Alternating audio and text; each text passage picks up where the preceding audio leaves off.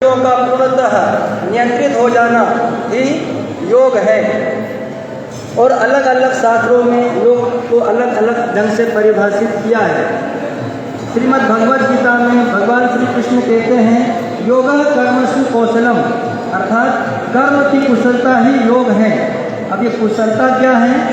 कुशलता यह है कि जो भी हम कर्म करें तो उस कर्म, यदि अच्छा कर्म करेंगे तो अच्छा फल मिलेगा, बुरा कर्म करेंगे तो बुरा फल मिलेगा, लेकिन इसका फल जरूर मिलेगा। तो ऐसे कर्म करें कि उस कर्म का फल हमें न मिले। अर्थात कब ऐसी स्थिति कब बनेगी? जब हम निष्काम भाव से कर्म करेंगे।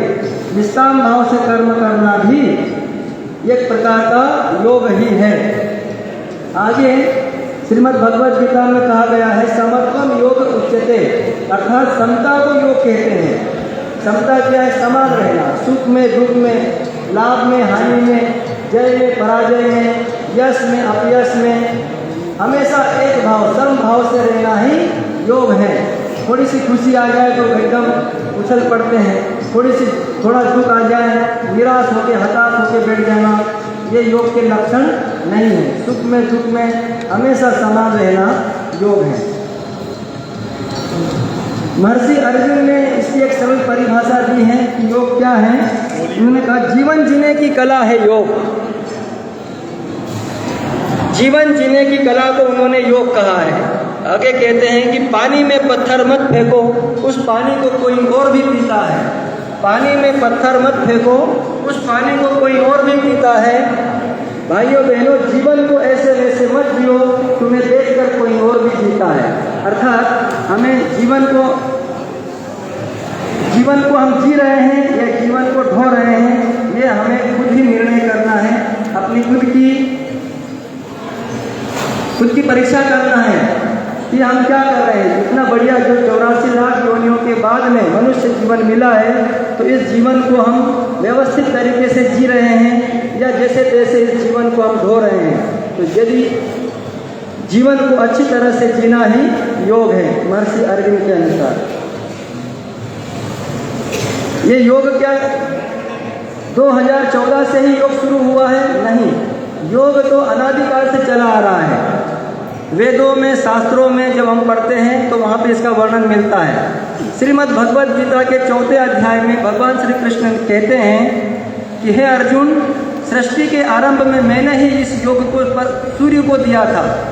सूर्य ने अपने पुत्र मनु को दिया और मनु ने इक्ष्वाकु को दिया, और फिर उन्होंने अन्य राजऋषियों को यह योग विद्या प्रदान की। लेकिन वर्तमान समय में प्रायः यह योग विद्या विलुप्त हो रही है, इसलिए वही योग विद्या आज मैं तुम्हें पुनः दे रहा हूँ। अर्थात भगवान श्री कृष्ण स्वयं परमात्मा ही इस योग के सृष्टा हैं, और जब से इस सृष्टि की उत्पत्ति हुई है तब से ही योग चला आ रहा है। लेकिन पहले यह योग हमारे जीवन शैली का अभिन्न अंग था। अलग से हम सुबह या शाम को योग नहीं करते थे। धीरे धीरे हमारी जीवन शैली विकृत हुई और हमने धीरे धीरे योग को भुला दिया, और फिर जैसे जैसे योग हमारे जीवन से जाने लगा तो उसका स्थान अनेक प्रकार की बीमारियों ने, व्याधियों ने ले लिया। तो इस प्रकार से इस समस्या को दूर करने के लिए हमारे देश के प्रधानमंत्री, यशस्वी प्रधानमंत्री माननीय नरेंद्र मोदी जी ने फिर से 21 जून 2015 से योग को एक अंतर्राष्ट्रीय योग दिवस के रूप में मनाने का प्रस्ताव रखा, और पूरे विश्व ने एक स्वर में इसे स्वीकार किया। तब से लेकर के अब तक यह योग दिवस हम 21 जून को मनाते हैं। कहा जाता है कि 21 जून पूरे वर्ष का सबसे बड़ा दिन होता है। ठीक है, आइए अब हम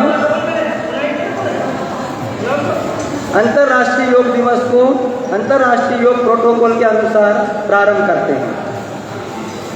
सभी लोग कमर गर्दन सीधी करके बैठ जाएं, दोनों हाथ प्रार्थना करेंगे। सर्वप्रथम 3 बार दीर्घ ओम का उच्चारण करेंगे, तत्पश्चात गायत्री महामंत्र।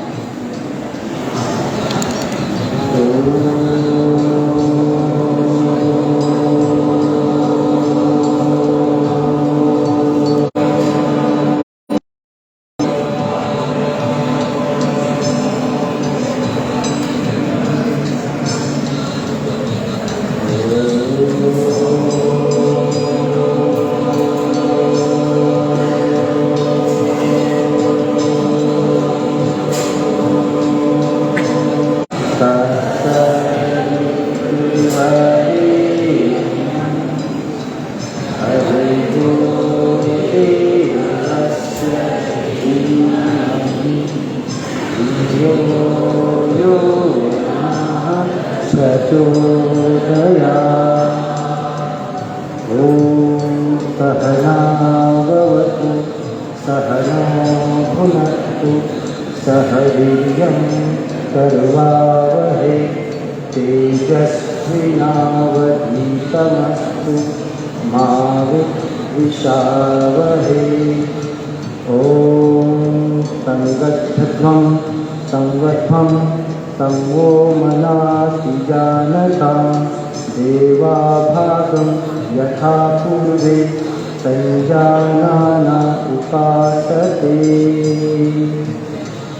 दोनों हाथों पर रख कर लेंगे, आपस में अपनी आंखों को लगा लें। सभी खड़े हो जाएंगे अपने स्थान पे।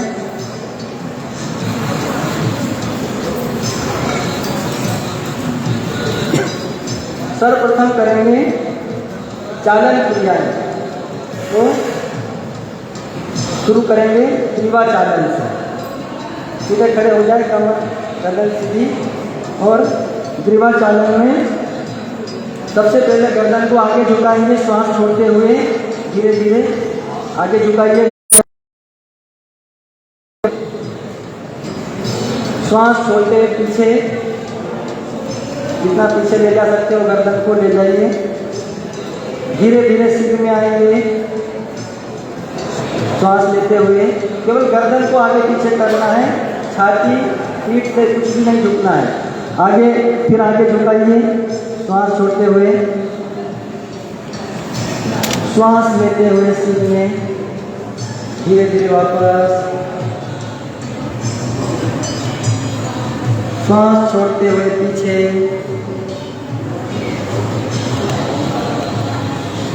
श्वास लेते हुए वापस अपनी जातक अवस्था। अब गर्दन को बाएं और दाएं झुकाएंगे। स्टेज पे आप देख सकते हैं, सर्वप्रथम बाईं ओर झुकाइए गर्दन को। श्वास लेते हुए सिर में आएंगे, श्वास छोड़ते हुए बाईं तरफ राइट साइड। झटका नहीं देंगे, आराम से श्वास लेते हुए सिर में, श्वास छोड़ते हुए लेफ्ट में, श्वास लेते हुए सीधे, श्वास छोड़ते हुए राइट। श्वास लेते हुए वापस प्राकृत अवस्था में आ जाए। अब गर्दन को बाईं ओर मोड़ के ले जाएंगे, धीरे धीरे झटके से धीरे धीरे श्वास छोड़ते हुए बाईं तरफ जाएंगे। केवल गर्दन को ले जाओ, श्वास लेते हुए सीधे सीधे गर्दन सीधी करो, श्वास लेते हुए सीधी गर्दन, श्वास छोड़ते हुए दूसरी दिशा में, श्वास लेते हुए सीधे रिलैक्स। अब ग्रीवा चालन, गर्दन को क्लॉकवाइज घुमाएंगे 5 बार और 5 बार एंटी क्लॉकवाइज। पूरा गोल घेरा बनाओ, जो नहीं देख पा रहे पर देख लीजिए। पूरा 5 राउंड क्लॉकवाइज। धीरे धीरे गर्दन को घुमाइए।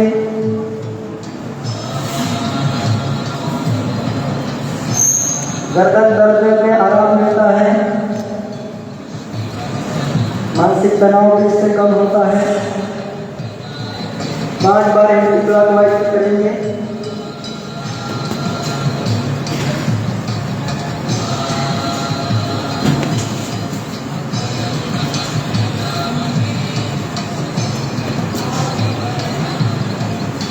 पांच राउंड एंटी क्लॉक करने के बाद में रुक जाएंगे, रिलैक्स। अगला अभ्यास स्कल्प संचालन। दोनों हाथ की हथेलियां ऊपर ले जाओ और अपने कंधों पर रखेंगे। 5 बार क्लॉकवाइज घुमाएंगे धीरे धीरे। 5 बार एंटी क्लॉकवाइज। ये भी गर्दन के लिए बहुत बढ़िया व्यायाम है। ये सर्वाइकल स्पॉन्डिलाइटिस जिसको हो, बहुत आराम मिलता है इससे। कंधों की अकड़न जकड़न जो होती है, 5 बार एंटी क्लॉकवाइज करेंगे।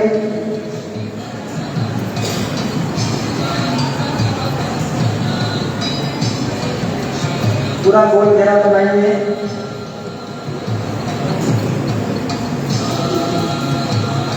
पांच बार होने के बाद रिलैक्स।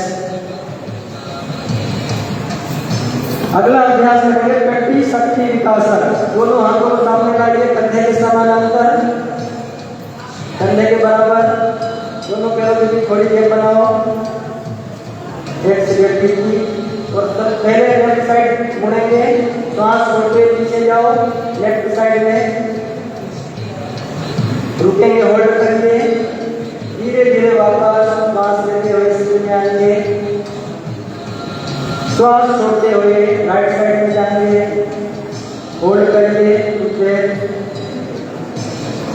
श्वास लेते हुए वापस। इसी क्रिया को एक बार फिर करेंगे, लेफ्ट में जाए श्वास छोड़ते हुए, श्वास लेते हुए वापस, श्वास छोड़ते हुए राइट, श्वास लेते सीधे रिलैक्स, नीचे कर लिया, बहुत बढ़िया। ये कमर की अनावश्यक चर्बी को दूर करता है। धीरे धीरे कर रहे हैं, पहले एकाग्र में करें तो फास्ट भी कर सकते हैं, 20-25 राउंड। अभी बहुत सारे आसन कराने के कम करा रहे हैं, कम राउंड। अगला अभ्यास है घुटना संचालन, इसको कहते हैं उत्कट आसन। दोनों पैरों के बीच में 1 से 1.5 फीट की दूरी बनाओ, दोनों हाथ आगे की ओर ले जाओ, जितना झुक सकते हो घुटने से झुकेंगे। घुटनों एवं कमरों के जोड़ों को सुदृढ़ बनाता है। जिनको आर्थराइटिस हो, वात जनित रोग हो, घुटनों में दर्द हो, वो इस आसन को धीरे धीरे करें। वापस एक बार फिर जाएंगे, धीरे धीरे जाएंगे, झटके से नहीं, जितनी देर रुक सकते हो बैलेंस बनाओ, रुकिए अपने स्थान पे, इसी पोजीशन में धीरे से वापस। बहुत बढ़िया। अगले अभ्यास में तैयार होंगे, करेंगे ताड़ासन। दोनों हाथों को कंधे के समानांतर लाइए आगे, दोनों को आपस में फंसाइए, उंगलियों को सिर पे रखिए, ऊपर ले जा करके धीरे धीरे श्वास लेते हुए ऊपर उठेंगे पंजों के बल। यह मेरुदंड संबंधी समस्त बीमारियों को दूर करता है।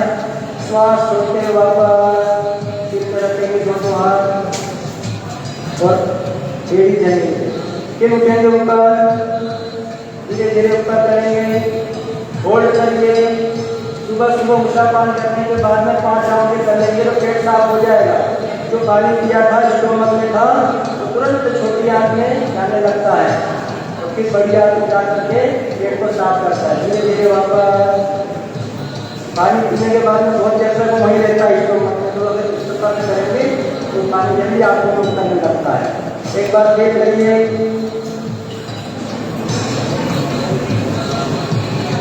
रिलैक्स,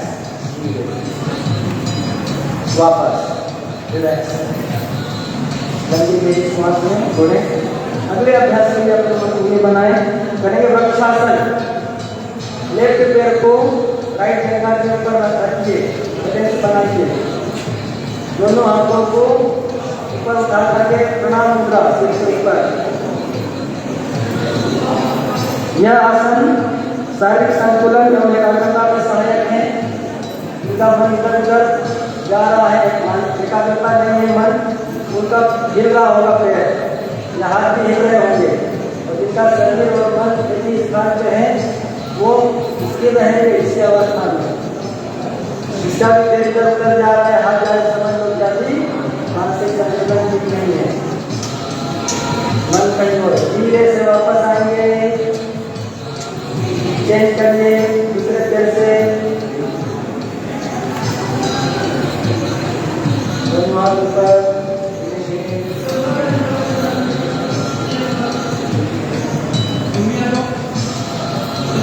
होल्ड करिए,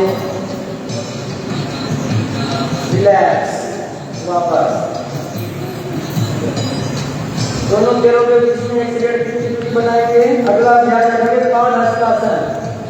दोनों हाथ पहले ऊपर उठाइए, दांत के बराबर रखिए, श्वास लीजिए, श्वास छोड़ते हुए अपने पैरों को ही अपने हाथों से स्पर्श करना है। पाद हस्तासन। श्वास छोड़ते हुए वापस आइए। जिनको कमर में दर्द हो झटके से नहीं करेंगे, आराम से करेंगे। नहीं झुके, जबरदस्ती नहीं करे। जितना झुक गए हैं होल्ड करके रुकिए वहां पे 10 सेकंड। मेरे घर को लचीला बनाना है क्या आसन। धीरे से वापस आएंगे, बहुत बढ़िया। अगला अभ्यास अर्धचक्रासन। दोनों हाथों को अपनी पीठ पे रखिए, कमर के बाजू में रखेंगे दोनों हाथों को। जितना पीछे झुक सकते हैं झुकिए, जितना पीछे जा सकते हो जाइए। आगे करेंगे, अब पीछे, जितना पीछे जा सकते हो जाओ और होल्ड करके यथाशक्ति जितनी देर रुक सकते हो रुको। जितना पीछे जा सकते हैं जाइए और जितनी देर आप 5 सेकंड 10 सेकंड रुक सकते हैं रुकिए। धीरे से वापस। बहुत बढ़िया। इस अभ्यास के बाद आगे तो आप कई बार झुकते हैं, पीछे झुकना बहुत कम हो पाता है। एक बार फिर इस आसन को करेंगे, अर्धचक्रासन। पीछे जाइए, हाथों का सहारा देकर कमर के पीछे। कमर दर्द के लिए बहुत ही लाभदायक है, गर्दन में भी आराम मिलता है, रीढ़ की हड्डी को लचीला बनाता है। धीरे से वापस। बहुत बढ़िया। दोनों पैरों के बीच में 2 फीट की दूरी बनाएंगे। अगला अभ्यास त्रिकोणासन। बाएं हाथ को दाएं, दोनों हाथ पर उठा करके करने के बराबर बाएं हाथ को दाहिने पैर के पास रखिए और एक हाथ ऊपर। जो हाथ ऊपर है उसी दिशा में ऊपर देखिए, जो हाथ ऊपर है उसी दिशा में ऊपर देखेंगे। होल्ड करके 10 सेकंड। 1 2 3 4 5 6 7 8 9 10। रिलैक्स। चेक करिए, दूसरी तरफ से करेंगे इसी अभ्यास को। दूसरी तरफ से करेंगे।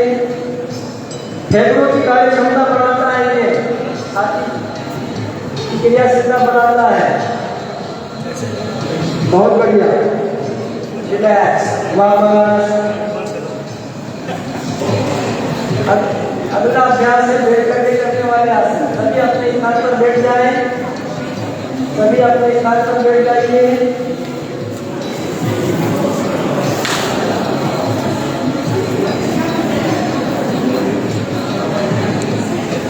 अगला अभ्यास करेंगे भद्रासन। भद्रासन में आइए सभी, तितली आसन वाली पोजीशन बनाओ, तितली आसन वाली पोजीशन बनाओ। दोनों एड़ियों को मिला लो और अपने नितंबों के पास लाइए, नितंबों के पास लाइए।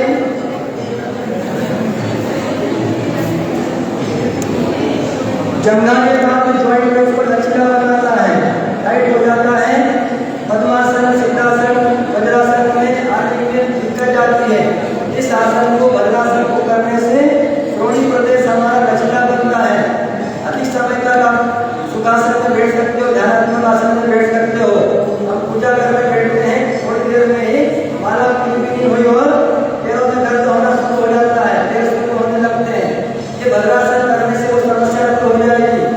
आधा घंटा, पौना घंटा, 1 घंटा आप आराम से बैठ सकते हो पूजा करने के लिए, कोई दिक्कत नहीं आएगी। इसमें हिलाइए, पैरों को ऊपर नीचे करिए, बटरफ्लाई करिए और भी ज्यादा लचीली बनेगी। जोड़ी प्रदेश हमारा और भी लचीला बनेगा। धीरे धीरे पेट टाइट हो और ना करें तो लोअर में है वो करें। गर्भावस्था में कोई आसन नहीं किया जाता है, लेकिन महिलाओं को विशेष रूप से, जो गर्भस्थ महिलाएं हैं उनको डॉक्टर विशेष रूप से इस आसन को करने का बताते हैं कि आप ये आसन करिए। रिलैक्स, रिलैक्स हो जाओ।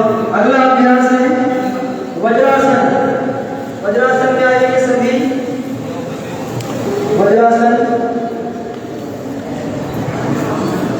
भोजन करने के बाद में कोई आसन नहीं किया जाता है, लेकिन यह एकमात्र आसन है जो भोजन करने के बाद भी हम कर सकते हैं। इसमें वज्रासन में बैठते हैं तो जो हमारा कमर से नीचे वाला भाग थोड़ा टाइट हो जाता है, ब्लड का फ्लो बिल्कुल कम हो जाता है, पूरा ब्लड जो है पेट की तरफ रहता है। पाचन शक्ति बढ़ती है, इससे पाचन शक्ति को बढ़ाता है। पिंडियाँ भी मजबूत होती है इससे। भोजन करने के बाद में 5 मिनट कम से कम जरूर बैठे इस आसन में। जिनको घुटनों में दर्द हो वो ना बैठे, जिनको घुटनों में दर्द हो वो इस आसन में ना बैठे, क्योंकि इसमें घुटने खींचते हैं तो उसमें अगर गेप आ रही तो गेप बढ़ जाएगी। 50 साल के बाद भी इस आसन को ज़्यादा नहीं करना चाहिए, उस समय भी घुटनों में गेप आना शुरू हो जाती है। रिलैक्स। इसी आसन में बने थोड़ा पैरों को फैलाइए, इस आसन में पैरों को थोड़ा सा फैलाइए, 1 से 1.5 फीट की दूरी बनाओ। करेंगे अर्धचक्रासन, घुटनों के बल आ जाओ, घुटनों के बल आ जाओ। दोनों हाथों को जो अर्धचक्रासन किया था इसी स्थिति में आएंगे और पीछे झुकिए, क्या झुक सकते हो। कमर के लिए, गर्दन के लिए बहुत बढ़िया है, सर्वाइकल स्पॉन्डिलोलिटिस ठीक करता है। कमर के लिए भी बहुत बढ़िया आसन है ये पूर्ण हो गया, पूर्ण कर दिया। अर्ध वाला वापस धीरे धीरे एक बार फिर करिए, बहुत बढ़िया आसन है। करिए, पीछे जाओ, यथाशक्ति होल्ड करिए। महसूस कर रहे होंगे कहाँ कहाँ दबाव बन रहा है, कमर के लिए बहुत अच्छा है, गर्दन के लिए इस समय को समझना है, कमर गर्दन में बहुत ज़्यादा समस्या है। रिलैक्स। जो पूर्ण उत्तरासन कर सकते हैं पूर्ण उत्तरासन करेंगे। एक बार देखेंगे कैसे किया जाता है। देखो जो क्या करते हैं वही करें, बाकी सब ना करें। जो केवल कर सकते हैं वही करेंगे। पूर्ण उत्तरासन आज देखिए, और ज़्यादा रिलैक्स। वापस इसी स्थिति में रहेंगे, वज्रासन में बैठ जाए। करेंगे शशांक का आसन, दोनों हाथ ऊपर उठाएंगे, कान के बाद सांस लेंगे, श्वास छोड़ते हुए अपने शरीर को जमीन से टच करेंगे। शशांक का आसन लगा सकते हैं, जिनको बहुत ज़्यादा गुस्सा आता है, बहुत आता है, हो जाता है, करने की आदत है, ये सारी समस्याएं इस आसन से दूर हो रही है। मानसिक संतुलन बनता है, मानसिक एकाग्रता बढ़ती है, इससे तनाव दूर होता है, मानसिक तनाव दूर होता है। प्रतिदिन कम से कम 5 मिनट इस आसन को जरूर करना चाहिए। रिलैक्स। धीरे से वापस आएंगे, इसी पोजीशन में रहेंगे, अभी पेट खुले रहेंगे, वज्रासन में ही रहें। करेंगे उत्तान मणिपुरासन, दोनों हाथों को ऊपर उठा करके पीछे ले जाओ, कैची बनाओ दोनों हाथों को। बायां हाथ दाहिने कंधे पे, दायां हाथ बाएं कंधे पे रखिए।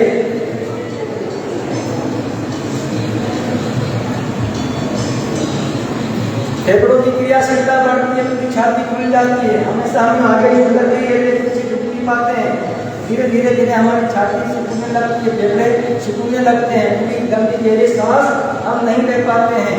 श्वास ही प्राण है और प्राण ही जीवनी शक्ति है, ठीक है ना। और जीवनी शक्ति के अभाव में ही सारे रोग होते हैं। विटामिन की कमी से रोग होते हैं, प्रोटीन की कमी से होते होंगे। ये मुख्य कारण 99% बीमारियां होती है जीवनी शक्ति की कमी की वजह से होती है। जीवनी शक्ति अर्थात प्राण तत्व की कमी, प्राण तत्व पूरी तरह से हम गंदी गहरी श्वास नहीं ले पाते। यदि भी कर लेते फेफड़ों की क्रियाशीलता कम है, इससे बढ़ेगी। धीरे से वापस आएंगे, बहुत बढ़िया। अब अपना वज्रासन खोल लीजिए, दोनों पैर सामने लाएंगे,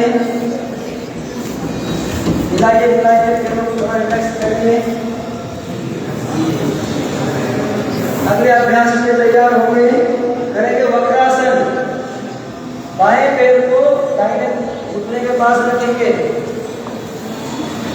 और दायां हाथ बाएं पैर पर लपेट दीजिए। देखिए ऊपर मंच पे, और जो आपका बायां हाथ है पीछे रखो, पीछे, और उसी दिशा में पीछे देखेंगे। पीछे देखिए, बहुत बढ़िया। देखिए पेट के ऊपर बल पड़ रहा है, ये पैंक्रियाज की क्रियाशीलता को बढ़ाता है। पैंक्रियाज अगर ठीक होगा तो इंसुलिन प्रॉपर मात्रा में स्रावित होगा, और इंसुलिन बराबर मात्रा में स्रावित होगा तो डायबिटीज कभी नहीं होगी। ठीक है, तो डायबिटीज का भी एक उपचार है। डायबिटीज के लिए रामबाण औषधि वक्रासन। रिलैक्स, वापस धीरे से वापस आइए, चेंज करिए, दूसरी तरफ से करेंगे इसको। लीवर और पैंक्रियास की क्रियाशीलता को बढ़ाता है, पेट की चर्बी कम करता है, मोटापा भी दूर करता है।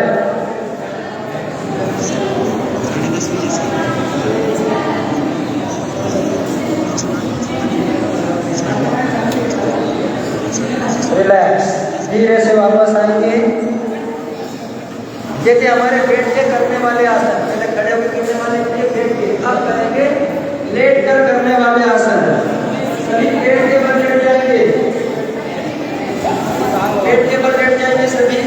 एक तरफ भी करो, इधर भी एक तरफ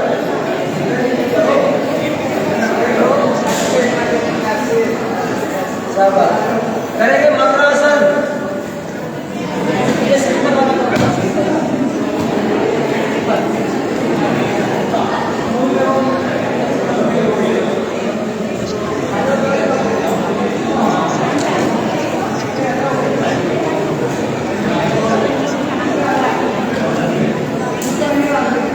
सिंपल वाला मकरासन पूरा शरीर से शिथिल होता है।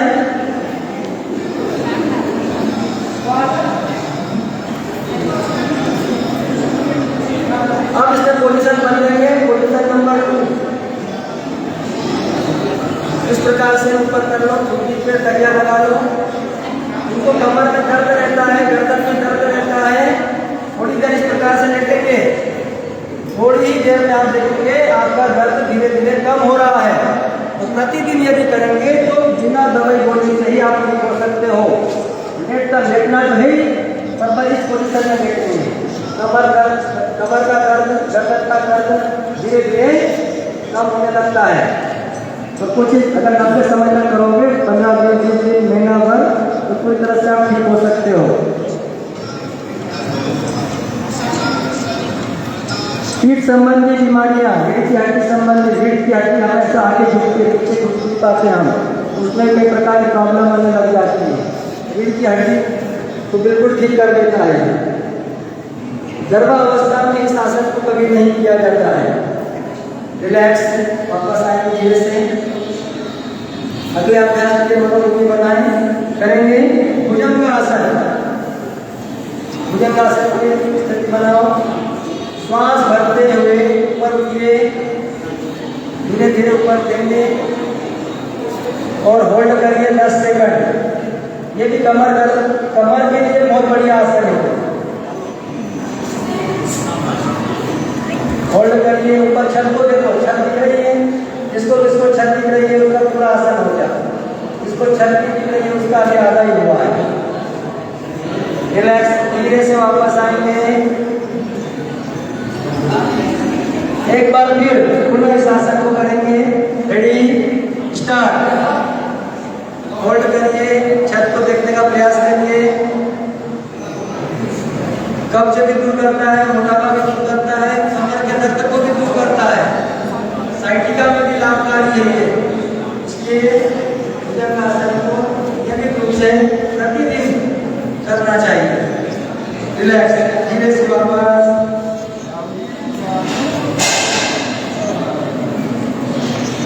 गहरी श्वास लेंगे, छोड़ेंगे। रिलैक्स करिए शरीर। दोनों हाथों को अपनी जगहों के नीचे रखो, दोनों हाथों को अपनी जगहों के नीचे रखेंगे। करेंगे अगला अभ्यास सर्वासन।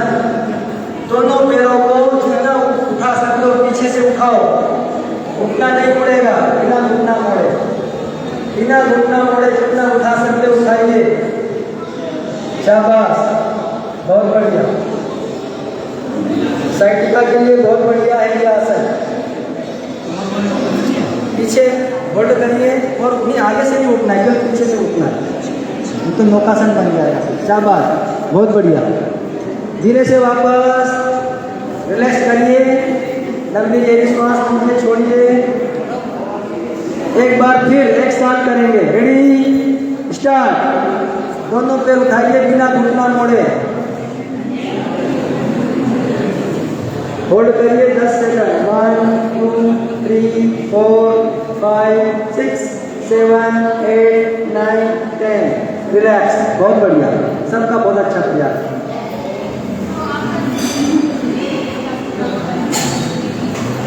ये थे हमारे पेट के बल लेट के करने वाले आसन। आगे करेंगे हम पीठ के बल लेट के करने वाले आसन। पीठ के बल आ जाओ। आपका ऐसा हो कि इनको देखो, आप इधर इधर मुंह करो, आप मुंह इधर नहीं, अब फिर इधर करो, फिर इधर करो, फिर इधर करो, उल्टे उसको देख नहीं पाओगे आप, उल्टा पुल्टा करोगे।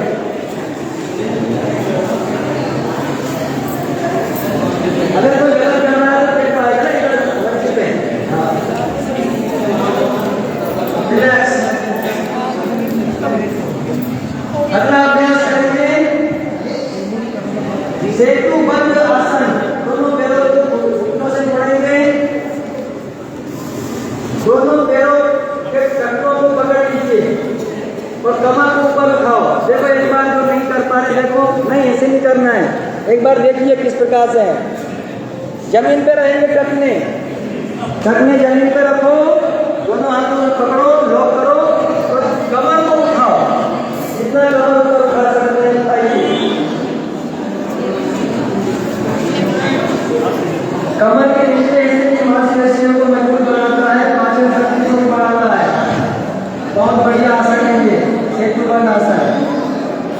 मानसिक तनाव को दूर करता है। रिलैक्स, धीरे से वापस। बहुत बढ़िया अभ्यास करने का। जिन लोगों को हार्निया हो वे इस आसन को नहीं करेंगे, बाकी लोग करेंगे, केवल हार्निया वाले ध्यान रखेंगे। अगला अभ्यास उत्तान पादासन। दोनों पैर जमीन पे लाओ, पहले सीधे करो, दोनों पैरों को मिला दीजिए आपस में।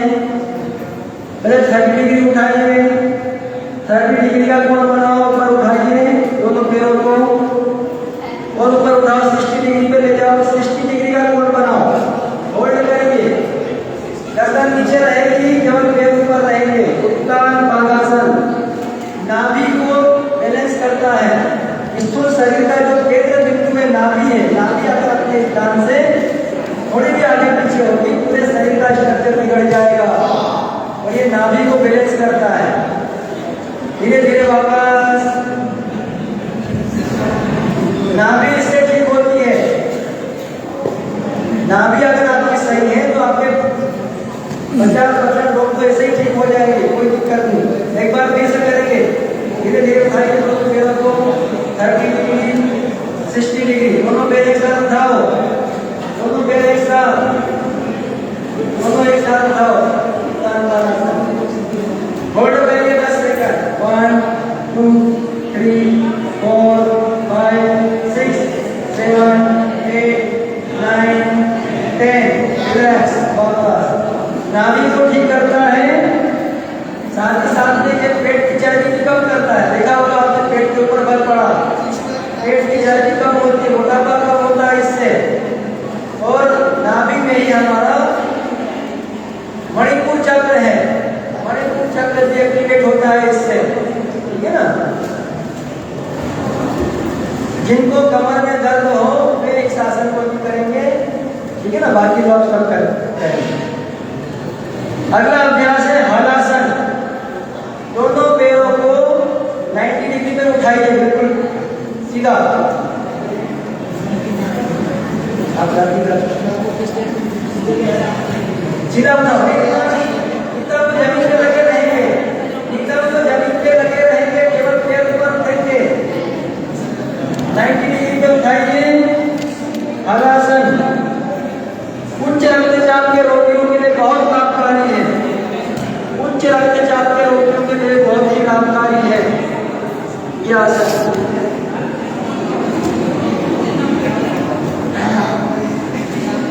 धीरे से वापस, रिलैक्स, बहुत बढ़िया।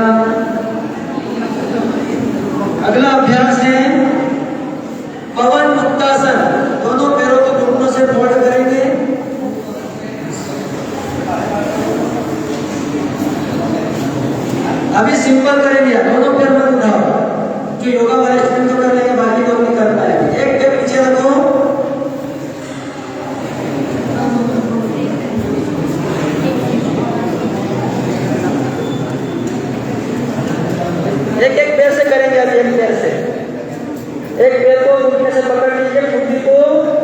लगाने का प्रयास करिए। Ready start. जितना जा सकते हैं जाएं, और जिनका ठुड्डी से घुटना लग रहा है लगाने का प्रयास करें, ना लग रहा है तो वहीं होल्ड करें। धीरे से वापस आइए, चेंज करिए, दूसरे पैर से करिए, दूसरे पैर से करेंगे। Ready start. पूरी श्वास बाहर, घुटने को ठुड्डी से लगाने का पूर्ण प्रयास। शरीर की अनावश्यक वायु बाहर निकलती है। पता है आपको, अगर वायु कुंठित हो जाए तो वायु जनित 80 प्रकार के रोग शरीर में आ जाते हैं। इसलिए वायु जरूरी है शरीर के लिए, लेकिन अनावश्यक वायु को शरीर से बाहर निकालना भी बहुत जरूरी है, वरना वात जनित रोग होने की संभावना बढ़ जाती है। जो दोनों पैर से कर सकते हैं वे दोनों पैरों से एक साथ करेंगे। जिनका दो पैर से कर सकते हैं, जो दो पैर से एक साथ कर सकते हैं, ज्यादा लाभ मिलेगा। दो पैर से करेंगे, होल्ड करें, होल्ड करिए। 1 2 3 4 5 6 7 8 9 10। रिलैक्स, बहुत बढ़िया। अगला अभ्यास है शवासन। शवासन में लेट जाए, दोनों हाथों को कमर के पास रखें, दोनों पैरों को 1 फीट की दूरी पर रख लें, दूर दूर कर लें, चिपका के न रखें दोनों पैरों को, पूरा शरीर ढीला छोड़ दें। योगाभ्यास के माध्यम से शरीर के जिन अंग अवयवों में खिंचाव, तनाव, दबाव हुआ हो महसूस करें। भावना करें कि संपूर्ण शरीर शिथिल, शांत हो रहा है। रिलैक्स। योगाभ्यास के माध्यम से शरीर के जिन अंग अवयवों में खिंचाव, तनाव, दबाव हुआ हो वो अब धीरे धीरे रिलैक्स हो रहे हैं। सभी अंग अवयव, शरीर शांत, मन भी शांत।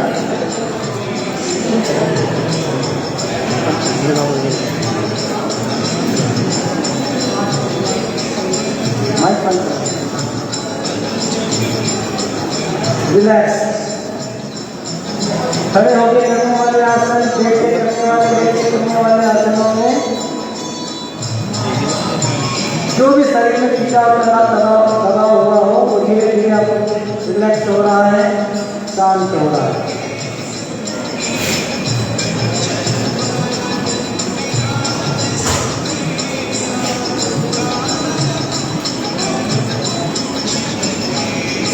जब शरीर थक जाता है और उसके बाद भी हम काम करते रहते हैं तो शरीर में लैक्टिक एसिड बनने लगता है, और लैक्टिक एसिड बन जाने से नींद भी डिस्टर्ब होती है। शारीरिक कमजोरी के साथ साथ मानसिक कमजोरी भी आने लगती है।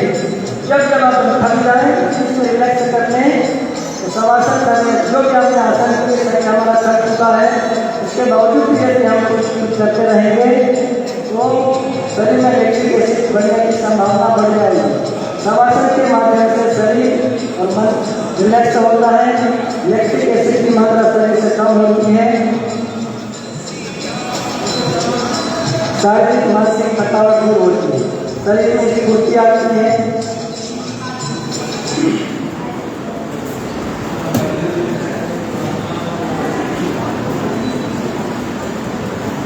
शव का मतलब होता है, एक होता है मुर्दा भी होता है। जब भगवान के घर जाते हैं ना तभी ये स्थिति बनती है। तो पहले भी अभ्यास कर लेना चाहिए हमको, जो आया है उसको तो जाना ही है। हमारे ऋषि मुनियों ने कहा है कि जब सुबह हो तो भावना करें कि नया जन्म मिला है आज। जब रात हो सोने के लिए जाए तो भावना करें कि आज हमारा जीवन नहीं समाप्त, अब भगवान के शरण में हम जा रहे हैं। हर सुबह नया जन्म और हर रात को एक नई मौत के साथ में अभी दिनचर्या को समाप्त करते हैं। आइए एक छोटा सा गीत सुनेंगे, मन ही मन भावना करें। हे प्रभु अपनी कृपा की छाह में ले लीजिए, हे प्रभु अपनी कृपा की छाह में ले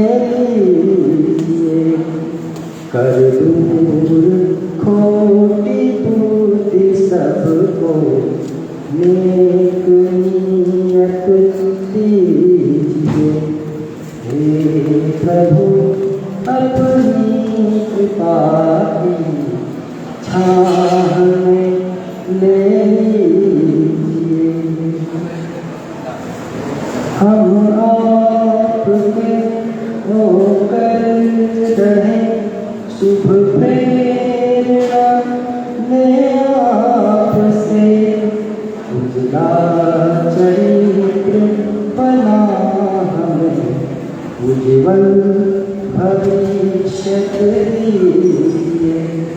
हे प्रभु अपनी कृपा की छाह में ले लीजिए। कर दूर खोटी बूटी सबको नेक नीयत दीजिए। संपूर्ण शरीर शिथिल शांत रिलैक्स हो चुका है, सारी थकान दूर हो चुकी है, शरीर में स्फूर्ति आ गई है, उमंग उत्साह आ गया है। शरीर में थोड़ा सा अनवाई लेंगे, खिंचाव तनाव लेते हुए बाई करवट लेते हुए बैठ जाए। बाई करवट से बैठेंगे अपने स्थान पे।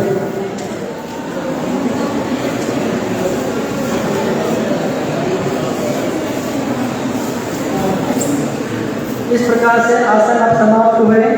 अगला अभ्यास करेंगे हम कपालभाति। सुखासन में बैठ जाए, कमर गर्दन सीधी, दोनों हाथ ध्यान मुद्रा में रखे घुटने पे और 10 स्ट्रोक लगाएंगे कपालभाति में। पूरी श्वास बाहर फेंकेंगे।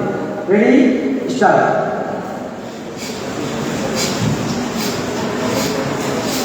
कपालभाति के 10 स्ट्रोक लगाओ।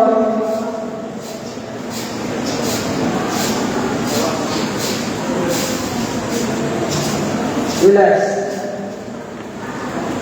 ये कब्ज जनित विकारों को शांत करता है और सर्दी जुकाम खांसी को भी ठीक करता है। और कपाल कहाँ है? मस्तिष्क में। तो मस्तिष्क में हमारा यह कपाल में आज्ञा चक्र है। आज्ञा चक्र भी एक्टिवेट होता है, स्मरण शक्ति का भी विकास होता है इससे, ठीक है ना। एक बार फिर करेंगे, 10 स्ट्रोक फिर से लगाइए कपालभाति के। Ready, start.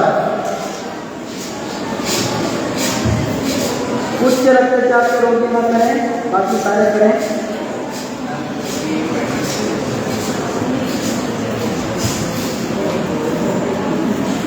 रिलैक्स। अगला अभ्यास है प्राणायाम का, नाड़ी शोधन प्राणायाम। नाड़ी शोधन प्राणायाम में जो अनुलोम विलोम है, अनुलोम विलोम में लेफ्ट से श्वास लेते हैं, राइट से छोड़ते हैं, लेकिन जब इसमें कंटिन्यू करते बिना कुंभक के होल्ड नहीं करते तो वो अनुलोम विलोम हो जाता है। अब जब श्वास लेने के बाद में अंदर रोकेंगे और श्वास छोड़ने के बाद में बाहर रोकेंगे, अंदर कुंभक और बाहर कुंभक के साथ जब इस क्रिया को करते हैं तो यही अनुलोम विलोम नाड़ी शोधन प्राणायाम बन जाता है। सभी दाहिने हाथ की ज्ञान मुद्रा बनाए रखें, सॉरी बाएं हाथ की, और दाएं हाथ की ज्ञान मुद्रा बना करके नाड़ी शोधन प्राणायाम का अभ्यास करेंगे। सर्वप्रथम लेफ्ट से श्वास लें और अंदर होल्ड करें और राइट नोज से श्वास को छोड़ें, फिर होल्ड करें। श्वास छोड़ने के बाद फिर डीप ब्रीथिंग करते हुए लेफ्ट से श्वास राइट से लेकर के लेफ्ट से कंटिन्यूस अभ्यास को करेंगे।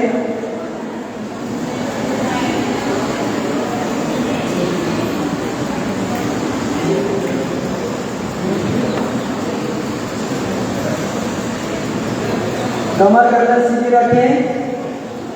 जब भी प्राणायाम करते हैं कमर गर्दन सीधी होनी चाहिए। कीड़ा तुंगला सुषुम्ना तीनों नाड़ियां सीधी रहेगी, सभी प्राण छठ चक्रों का भेदन करते हुए मूलाधार से सहस्त्रार की ओर आगे बढ़ेगा।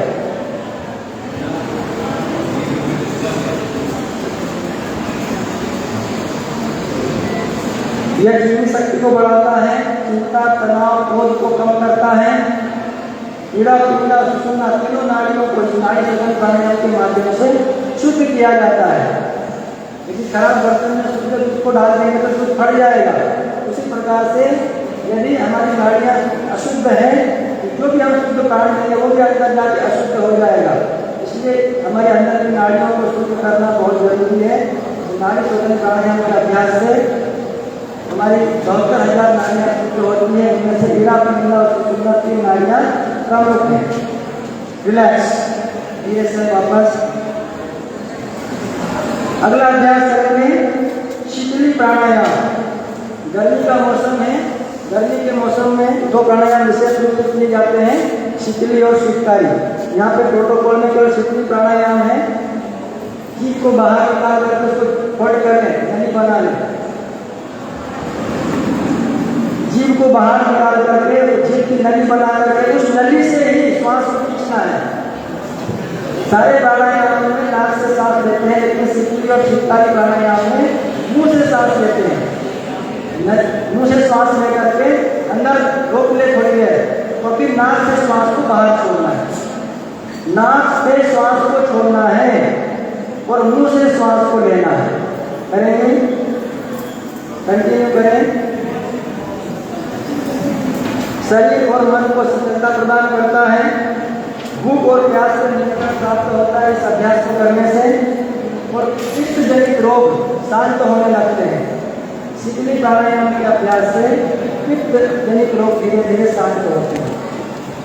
करें।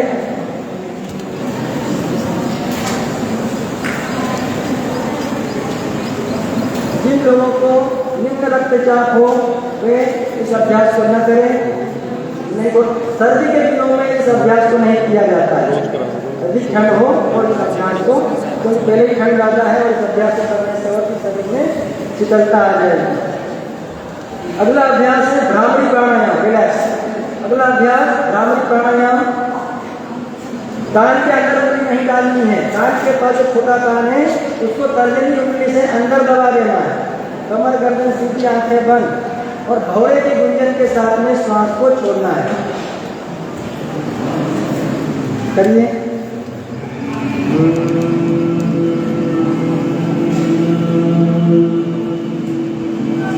आंखें बंद कर लें।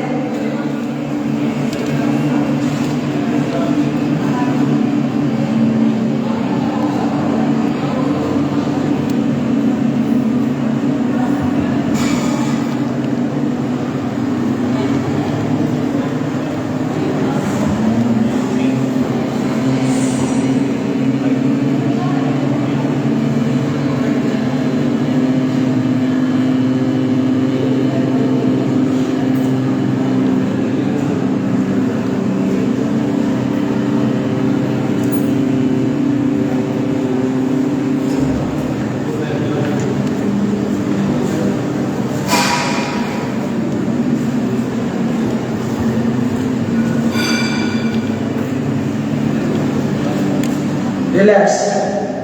धीरे से वापस आएंगे। अगर कान में कोई प्रॉब्लम हो, मवाद आ रहा हो, कुछ भी अगर प्रॉब्लम, कान में इन्फेक्शन हो, तो कान में उंगली डाल के नहीं कर लो। कान को इस अभ्यास को करें ही नहीं। जब ठीक हो जाए तब करें। इससे चिंता, तनाव, क्रोध आदि मनोविकार दूर होते हैं। स्मरण शक्ति का विकास होता है। ठीक है। अगला अभ्यास करेंगे ध्यान। भ्रामरी प्राणायाम के बाद में ध्यान। सभी कमर गर्दन सीधी करके बैठे, दोनों हाथ ध्यान मुद्रा में रखें। ध्यान मुद्रा में रख के रख सकते हैं। ध्यान मुद्रा कैसे होती है? बायां हाथ नीचे, दायां हाथ ऊपर, बायां हाथ नीचे, दायां हाथ ऊपर, दोनों हाथ बॉडी पे रख के भी। अधिकांश स्थितियों को आप देखते हैं तो कुछ ध्यान मुद्रा में रहते हैं, कुछ ध्यान मुद्रा में रहते हैं। ठीक है ना। ध्यान मुद्रा ये है असली। ध्यान मुद्रा में ध्यान लगा लेते हैं और अलग से ध्यान मुद्रा अलग से बनाई गई है। हस्त मुद्राओं का जहाँ पे वर्णन आता है वहाँ पे विशेष रूप से ध्यान मुद्रा का उल्लेख मिलता है। बायां हाथ नीचे, दायां हाथ ऊपर, कमर गर्दन सीधी, आंखें बंद। ध्यान किसका करें? ध्यान कई चीजें हैं, लेकिन जो सबसे इम्पोर्टेंट हो उसका ध्यान किया जाता है। जब अगर सूर्य उदय एक दिन न हो तो हमारी स्थिति खराब हो जाएगी। ये सौर मंडल का जो पिता है सूर्य कहते हैं। सूर्य की शक्ति से ही जितनी फसलें उग रही है, जो प्राण तत्व हमको मिल रहा है, सूर्य के प्रकाश से ही मिल रहा है। आइए ध्यान करिए।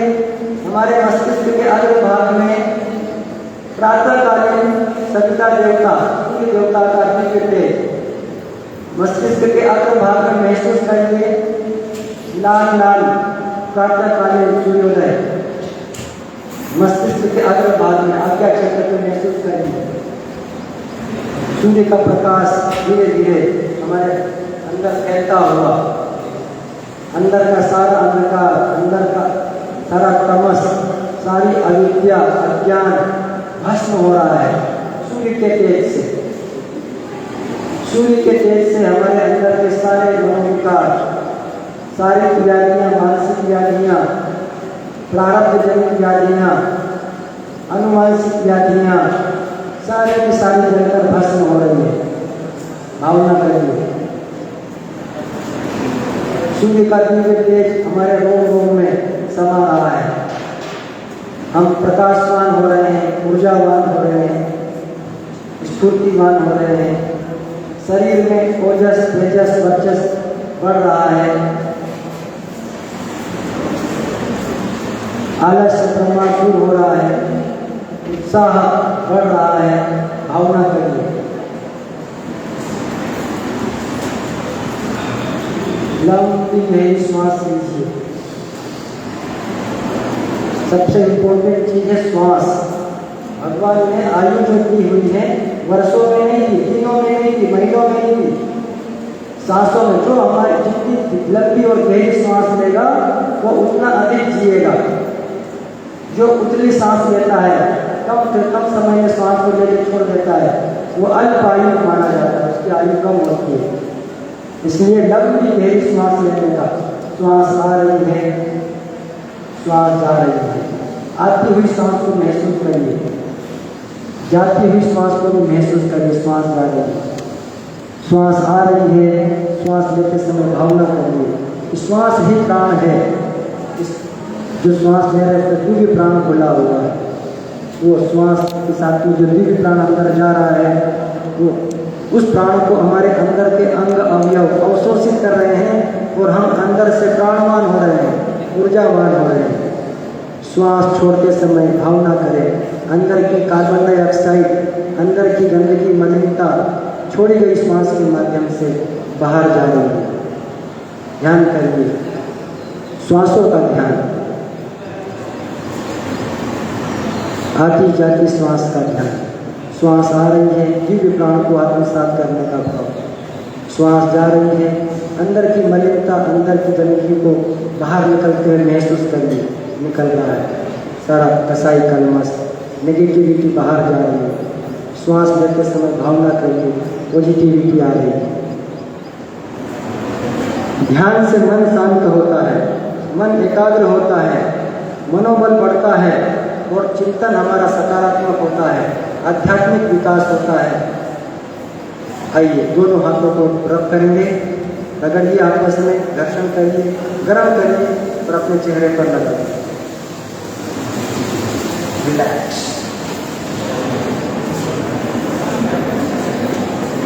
आगे है अंत में संकल्प।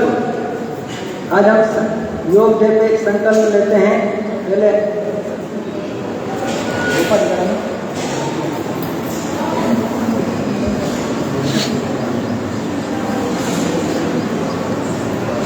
पहले हम बोलेंगे, साथ में आप भी पीछे पीछे दोहराइएगा। हमें अपने मन को हमेशा संतुलित रखना है, इसी में हमारा आत्मविकास समाया हुआ है। मैं अपने कर्तव्य स्वयं के प्रति, कुटुंब के प्रति, कार्य, समाज और विश्व के प्रति शांति, आनंद और स्वास्थ्य के प्रचार के प्रति प्रतिबद्ध हूँ।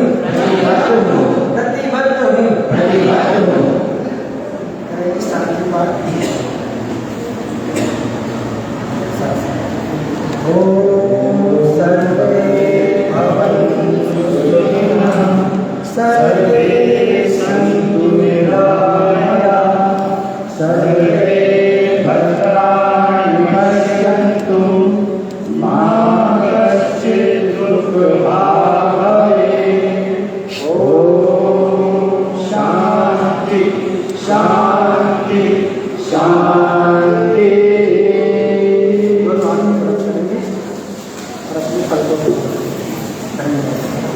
इस प्रकार से प्रोटोकॉल के अनुसार यहाँ पे योग हमने किया। इंटरनेट पे एक योग की कविता मुझे मिली, मैं चाहता हूँ आप लोगों के साथ में शेयर करूँ। उसके बाद में हमारे श्रीपति महोदय आशीर्वचन देंगे। योग के ऊपर है, इसमें बता देते हैं। भूख छोड़ योग कर, भूख छोड़ योग कर, निरोग बन, पवित्र कर अपना तन मन, पवित्र कर अपना तन मन, जरूर होगा तेरी आत्मा का परमात्मा से मिलन। तू ही है इस देश का विधाता, तू ही है इस देश का विधाता, तू ही है उन वीर जवान, वीर सपूतों की आशा, जिन्होंने मार दी थी योग के जरिए सारी निराशा। कब तक विदेशी नीतियां अपनाएगा, कब तक विदेशी नीतियां अपनाएगा, कब तक विदेशियों को महान बताएगा। सब झूठा कारवा तेरा, सब झूठा कारवा तेरा मिट्टी में मिल जाएगा। आखिर में तू एक दिन योग के मार्ग पर ही आएगा, आखिर में तू एक दिन योग के ही मार्ग पर आएगा। बहुत बहुत धन्यवाद आप सभी का।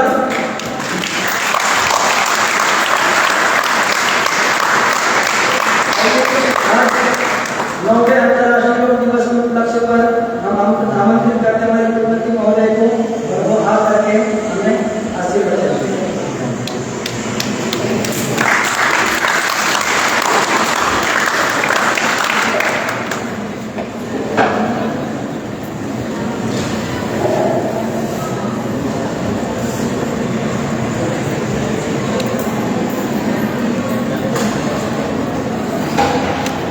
परम आदरणीय यहाँ पर उपस्थित समस्त फैकल्टी और सबसे महत्वपूर्ण प्यारे बच्चों, जिनके माध्यम से आज हमको योग करने को मिल रहा है, जिनकी वजह से योग करने को मिल रहा है, और जिनके साथ इस योग दिवस को मनाने का सौभाग्य हमें प्राप्त हुआ है। योग मैं आपको दो तीन बहुत महत्वपूर्ण बातें बताऊंगा। योग का मेरे को बहुत ज़्यादा ज्ञान नहीं है, पर मैं आपको कुछ ऐसी चीज़ें बताऊंगा वो शायद आपको कोई और ना बता पाए। अभी जब हम स्टूडेंट होते हैं तो हमको लगता है कि हमको क्यों बिठाया गया यहाँ पे, बोले ये आसन करो, ये आसन करो। हमारी जिंदगी में इस आसन का क्या इफेक्ट पड़ेगा, और ये काम हम जिम में क्यों नहीं कर सकते, हम रनिंग करके क्यों नहीं कर सकते, या इतना आवश्यक है। क्योंकि आजकल के जो बच्चे हैं, आप लोग हैं, ये बहुत ही जितने भी यंगस्टर्स हैं, तो आप किसी भी चीज़ को फॉलो नहीं करते, आप उसको खुद उसका अन्वेषण करना चाहते हो और उसको देखना चाहते हो। तो ये मैं आपको बताना चाह रहा हूँ कि अगर आप स्टैटिस्टिक्स से भी देखें तो जैसा कि अभी आपके जो यहाँ पे जो आचार्य जी बता रहे थे कि योगा डे में जो मोमेंटम गेन किया, प्रधानमंत्री मोदी ने 2014 में इस देश की सत्ता संभाली, और उन्होंने एक जो प्रण लिया कि योग को पूरे विश्व में फैलाया जाए। तो आपको ये जानकर हैरानी होगी कि बहुत कम समय में, मतलब कोई भी विश्व के, जैसे मान लीजिए वुमेन्स डे बना, या मान लीजिए लेबर डे बना, या कोई भी डे बनता है, उसके लिए उसकी पृष्ठभूमि होती है, उसके लिए कड़ी मेहनत होती है, बहुत लोगों का संघर्ष होता है। परंतु योगा डे के लिए अपेक्षाकृत पूरे विश्व के लोग मान गए, और कुछ इसके लिए ये भी बातें हुई कि योग कहीं ना कहीं हमारे भारतीय शास्त्र ज्ञान से आता है, धर्म से आता है, हिंदू धर्म से आता है। तो ये शंका थी लोगों की कि कहीं विश्व के कुछ देश इसको न मान पाए, परंतु पूरे विश्व ने इसे अंगीकार किया और पूरे सहिष्णुता से इसे स्वीकार किया। और 192 का जो काउंट है कि 192 देशों में योग से ज़्यादा देश अब हो गए हैं। और मेरा सौभाग्य है कि मुझे 2-3 बार विदेशों में इस योग दिवस में भाग लेने का अवसर मिला है, और मैं आपको बता दूं जो उनका उत्साह था, जो उनके अंदर जो भाव था योग के प्रति, वो हम लोगों से कहीं ज़्यादा बढ़ गया। मुझे ध्यान है टीम में एक बार थे हम, तो वर्षा हो रही थी और ओपन स्क्वायर, जैसे वहाँ पे बड़ी ओपन सड़कों को स्क्वायर होते हैं, तो वहाँ पे यूक्रेन, आपको पता है कि इसमें युद्ध लड़ रहा है। तो कीव उनकी राजधानी में लोगों ने बारिश के भीगते हुए 2 घंटे तक योग किया। तो ये कहीं ना कहीं इस योग के महत्व को दर्शाता है। जो विश्व का, अगर हम इसको इकोनॉमिक सेंस में देखें तो जो भी अगर आप लोग, क्योंकि आज की महत्वपूर्ण है, हम बोलते हैं कि भारत को $5 ट्रिलियन इकोनॉमी बनाएंगे, परंतु मैं आपको बताना चाहता हूँ कि खासकर जो यंगस्टर्स हैं, आप जो सारे लोग बैठे हुए हेल्थ प्रोफेशन से जुड़े हुए हो, और आपको मैं ये कहना चाहता हूँ कि अगर आपने सीरियसली ये काम सीख लिया और आपने कर लिया, whether you are nursing, whether you are medical, और इरिस्पेक्टिव अगर आप योगा में भी हैं, ये शायद आपके मतलब मैं कह रहा हूँ कि अच्छों को पता नहीं होगा, इस समय वर्ल्ड की फास्टेस्ट ग्रोइंग जो इकोनॉमी है वो वेलनेस इकोनॉमी है। $4.6 ट्रिलियन, $4.6 ट्रिलियन, बिलियन डॉलर में होता है, मिलियन के ऊपर 3 जीरो ज्यादा, तो 9 जीरो लगा लो उसमें, तो 9 जीरो लगा लो मिलियन में, तब बनता है बिलियन, और उसमें 3 जीरो और लगा लो तब बनता है ट्रिलियन। तो भारत की जो इकोनॉमी हम प्रस्ताव वो कर रहे हैं, हम उससे एक प्रोजेक्टेड है कि 2024 में हम 5 उसकी ट्रिलियन की इकोनॉमी बनेंगे, तो उससे ज्यादा वेलनेस की इकोनॉमी है। तो आप समझ लीजिए कि योग का उसमें कितना महत्वपूर्ण है, वेलनेस जो शरीर संबंधी है, और इसको प्रोजेक्ट करें 2025 तक ये $7 ट्रिलियन तक पहुंचेगी। अब आप जो यंगस्टर्स है 35, मैं बार बार इस बात को कह रहा हूँ कि आप 65% और 70% इंडिया का जो पॉपुलेशन है दैट्स बिलो 35 ईयर्स, तो आप लोगों के ऊपर बहुत एक आपकी अपॉर्चुनिटीज भी है, एक जिम्मेवारी भी है, और अगर आप सक्षम रूप से अगर आप जैसे अभिव्यक्ति आपकी क्लियर हो, जैसे सर यहाँ पे बता रहे थे, तो उनका कितना स्पष्ट रूप से बोल रहे थे कि ये करो, इसका डायबिटीज पे इफेक्ट पड़ेगा, और ये चीजें वैसे भी बोल रहे थे कि कोई श्लोक लिखा है, श्लोक में बोल दिया कि डायबिटीज, क्योंकि उस समय तो शायद डायबिटीज मधुमेह रहता होगा, बट ये ऑलरेडी रिसर्च से प्रूव हुआ है। दुनिया में जो सबसे बड़ी रिसर्च हो रही है, $500 बिलियन रिसर्च है, और बाई चांस ये सौभाग्य के हम उसका पार्ट है, वो ध्यान पे हो रही है, वो मेडिटेशन पे हो रही है, उसके इफेक्ट को स्टडी करा जाए, उसके मेडिकल इफेक्ट को स्टडी करा जाए। और सबसे बड़ी बात मान लीजिए, चलो ये तो डॉलर टर्म्स या इकोनॉमी की बात है, आप लोग आजकल जो हमारे युवाओं की सबसे बड़ी समस्या है, माँ बाप की परेशानी, क्योंकि हम लोग उस फेज से गुजरे, हमारे बच्चे भी आप जैसे स्टूडेंट्स हैं, एक सबसे बड़ी दिक्कत ये आ रही है कि बच्चे उस रास्ते में जा रहे हैं, ड्रग्स ले रहे हैं, बच्चों को आपस में हिंसा में जा रहे हैं, उनका ध्यान भटकाव हो रहा है, डिप्रेशन हो रहा है, अवसाद के शिकार हो रहे हैं। नई शिक्षा नीति में सरकार ने बहुत कुछ किया कि ये होगा वो होगा, परंतु जब तक आप अपने प्रति ईमानदार नहीं होगा, जब तक आप इस ध्यान को और अपने शाश्वत ज्ञान को आप नहीं समझोगे, तो आप कोई भी, चाहे आप जिम में जा लो, चाहे आप कहीं कर लो, कोई भी, क्योंकि ये कहीं ना कहीं केवल आपकी शरीर की एक्सरसाइज नहीं है, ये आपके मन को भी, आपके मन और तन दोनों को ठीक करता है। और जो सबसे बड़ी बात है कि तो इसमें जैसे मैंने ध्यान आपको मेडिटेशन में बताया, $500 बिलियन का प्रोजेक्ट है, केवल ये एक पार्ट है इसका। ध्यान तो मतलब योग जो एक्सरसाइज करेंगे वो भी एक पार्ट है, परंतु जो एक मैनेजमेंट में टर्म आती है इंटेंजिबल बेनिफिट्स, कि जिसका आप मूल्य नहीं निकाल सकते।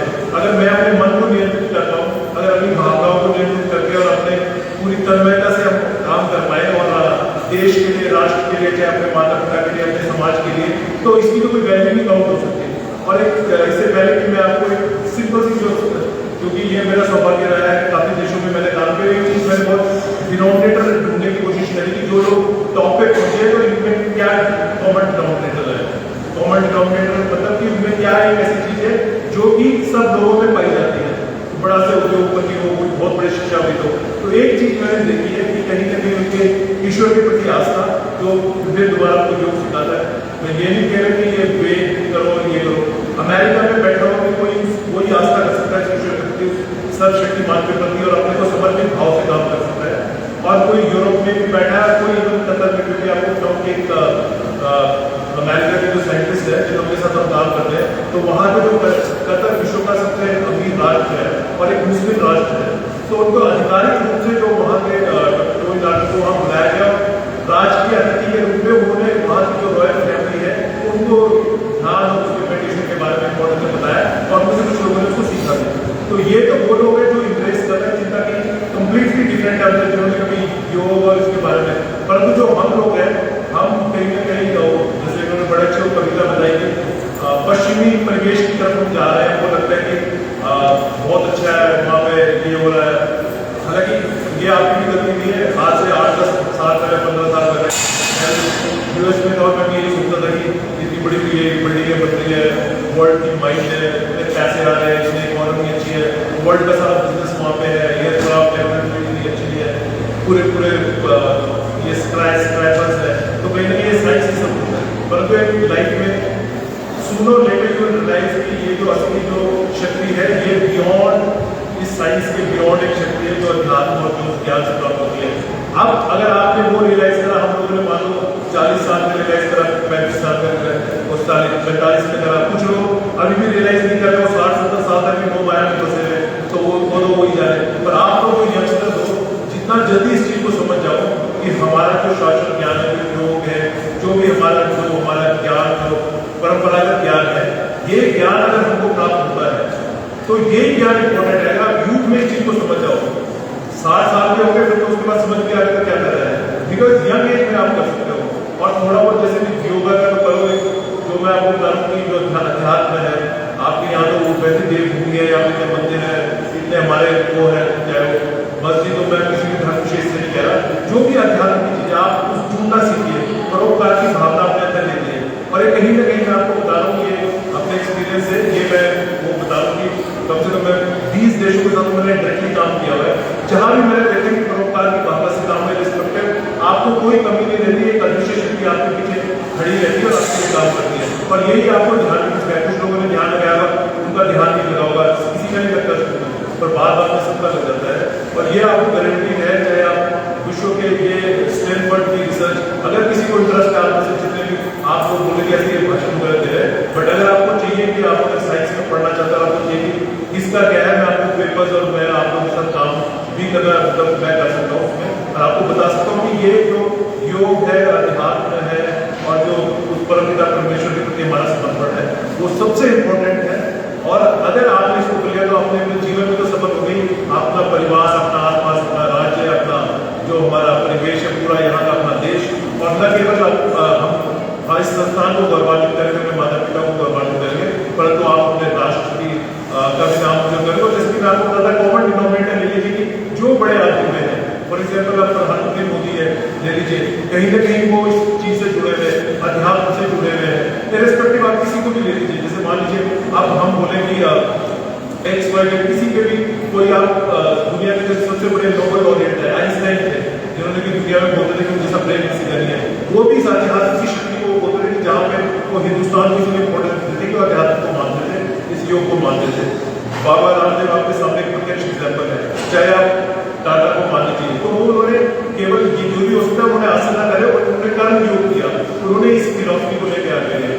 चाहे तो जो भी आपको लगता है कि जो यहाँ पे आपके person sitting on the other side of the table, जो आपके दूसरी तरफ बोल के अगर आपको कोई आपको लगता है कि जीवन में इंपॉर्टेंट हुआ है, जिस भी किसी भी आदमी को उठा लीजिए, उसमें ये कहीं ना कहीं उसको मिलेगा। और मैं तो खुद ये चेक किया, जो भी बड़े बड़े लोग हैं उनके अंदर ये 100% है, किसी भी वो उन्होंने उस शक्ति को माना, अपने को समर्पित हो सकता। तो मैं पुनः धन्यवाद देना चाहता हूँ आपका, और ये हमारे सचिव महोदय की यहाँ पे आए, मुझे खुशी है कि इस संस्थान में हम ऐसे आप लोगों को मतलब ये बहुत ही प्रसन्नता और गौरव का विशेष जो हमारा योगा डिपार्टमेंट है, दैट्स रियली वेरी गुड। और मैं काफी जगह घूमा हूँ, जो हमारे टीचर्स है, इनका समर्पण और इनके जो जिस उससे कराते हैं कि आप चाहे चले जाते किसी अच्छे से अच्छे विश्वविद्यालय, क्योंकि जो ये योग केवल सिखाते ही है, ये जीते भी है। इनका व्यवहार देखिए, आप कितने आपके विपिन सर होंगे, तो ये भी जीवन सीखना चाहिए, व्यवहार कैसे बताते हैं, और ये हमारा बहुत अच्छा बात है। और आप हमारा काम रोशन करें, इन शुभकामनाओं के साथ मैं पुनः दिल की गहराई से धन्यवाद करना चाहता हूँ, और विश्वास प्रकट करता हूँ कि आप सारी बुराइयों से बचेंगे, और अपने को अपने माता पिता ने अपनी जिम्मेदारी से पूरा भेजा है, आप उनके ऊपर जिम्मेदारी है, तो उनके उसको करते हुए और हम सबको आप गौरवान्वित करेंगे। शब्दों के साथ पुनः आपको यूनिवर्सिटी बधाई देते हैं, बहुत बहुत धन्यवाद।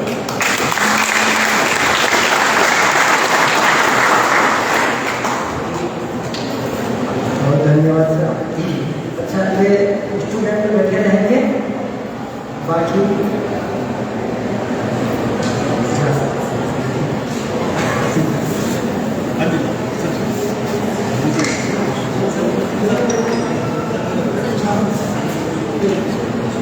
निवेदन करेंगे, सचिव सर आ जाते हैं तो सब देखेंगे।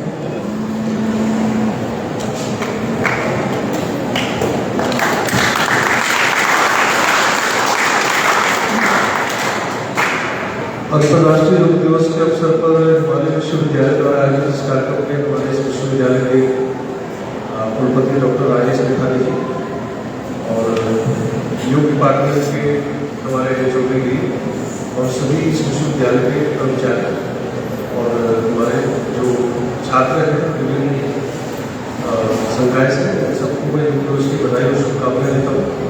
आप लोग सुबह से स्टार्टिंग कर रहे थे और मैं अपने जैसे कुलपति सर ने कहा कि कुछ कर्म जो भी होता है तो मैं उसी दिशा में लगा हूँ। नर्सिंग की विजिट चल रही है, फाइलिंग की दे रही है, तो मुझे इसलिए जाना है।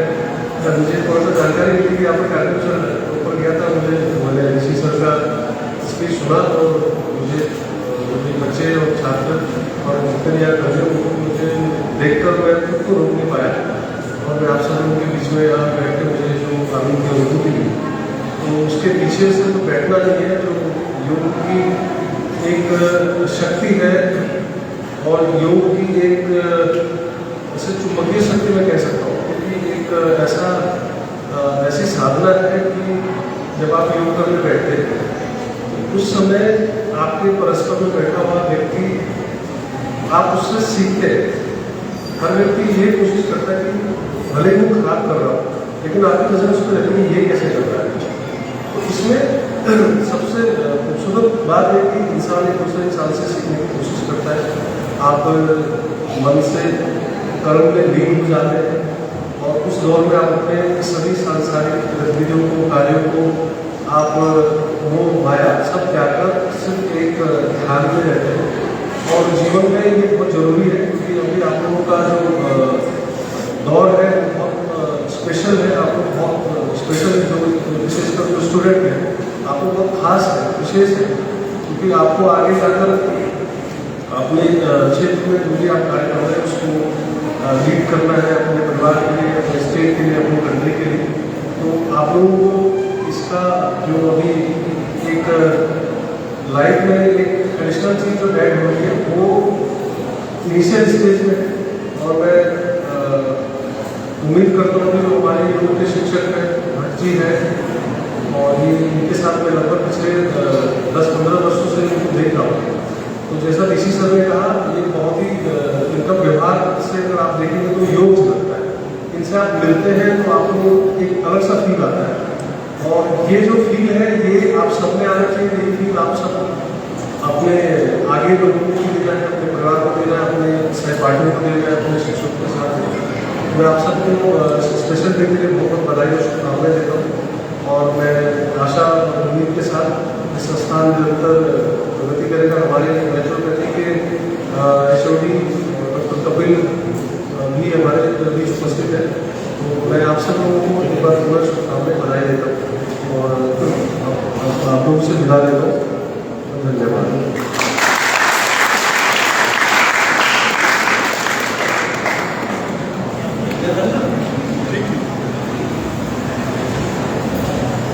धन्यवाद सर।